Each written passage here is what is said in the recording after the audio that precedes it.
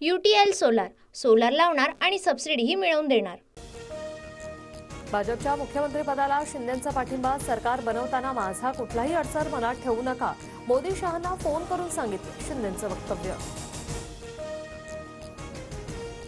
देवेंद्र फडणवीसांचा मुख्यमंत्रीपदाचा मार्ग मोकळा, एकनाथ शिंदेंनी मुख्यमंत्रीपदाचा दावा सोडला, मोदी शहा घेतील तो निर्णय मान्य, 2.5 वर्ष राज्याचा विकास करण्यासाठी संधी दिल्याबद्दल मानले आभार। महायुतीत कोणतेही मतभेद नाही, शिंदेंनी किंतु परंतु दूर केले, मुख्यमंत्रीपदाबाबत पक्षश्रेष्ठींसोबत बैठकीनंतर लवकरच निर्णय, देवेंद्र फडणवीसांची प्रतिक्रिया। एकनाथ शिंदेंनी घेतलेल्या भूमिकेबाबत आभार, शिंदे ठाकरेंच्या सरकारमधून रडून नाही तर लढून बाहेर पडले आणि महायुतीचं सरकार बनवलं, बावनकुळेंकडून शिंदेंचं कौतुक। 2.5 वर्षातील कारकिर्दीबाबत मी समाधानी, स्वतःला मुख्यमंत्री न समजता कॉमन मॅन म्हणून काम केलं, नाराज होऊन रडणारा मी नाही, एकनाथ शिंदेंकडून जनतेचे आभार। एकनाथ शिंदेंनी दबावापोटी निर्णय घेतला, शिंदेंनी मुख्यमंत्रीपदाचा दावा सोडल्यानंतर काँग्रेस प्रदेशाध्यक्ष नाना पटोलेंची टीका। अमित शहांसोबत उद्या महायुतीची बैठक, शिंदे फडणवीस अजित पवार दिल्लीला जाणार, मुख्यमंत्रीपदाचा तिढा सुटणार, सूत्रांची माहिती। दिल्लीत उद्या वरिष्ठांसोबत आमची चर्चा, खेळीमेळीच्या वातावरणात महायुतीचे सरकार स्थापन होईल, 1 मुख्यमंत्री आणि 2 उपमुख्यमंत्री असा फॉर्म्युला राहणार, अजित पवारांची माहिती।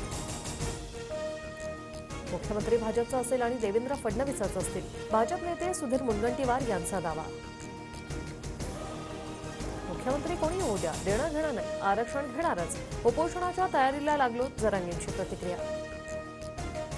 महायुतीमध्ये सहभागी होण्याबाबत मनसेची कोणतीही अपेक्षा नाही, महायुतीकडून मनसे आणि राज ठाकरेंची फसवणूक, अविनाश जाधवांचा आरोप।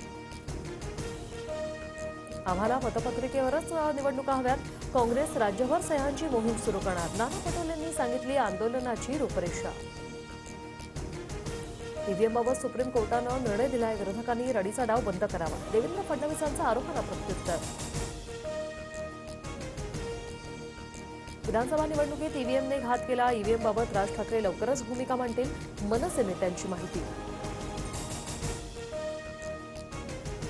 इस्रायली टेक्नॉलॉजी वापरून ईव्हीएम हॅकचा प्रयत्न, प्रत्येक 3 मतांनंतर 1 मत विशिष्ट पक्षाला मिळण्याचा प्रोग्राम सेट केल्याचा संशय, पवार गटाच्या प्रशांत जगतापांचा आरोप। ठाकरे गटाने स्वतंत्र लढलं पाहिजे, बैठकीत कार्यकर्त्यांकडून स्वबळावर लढण्याच्या भावना, अंबादास दानवेंची माहिती। मुख्य जलवाहिनीच्या दुरुस्तीमुळे उद्या आणि परवा लोअर परळ, दादर आणि प्रभादेवीत पाणी पुरवठा बंद, शुक्रवारी रात्री 8 वाजेपर्यंत पाणी पुरवठा सुरळीत होणार।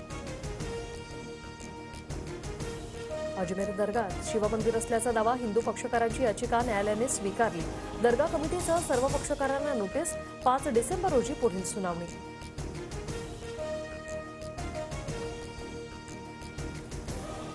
UTL सोलार लावणार आणि सबसिडीही मिळवून देणार।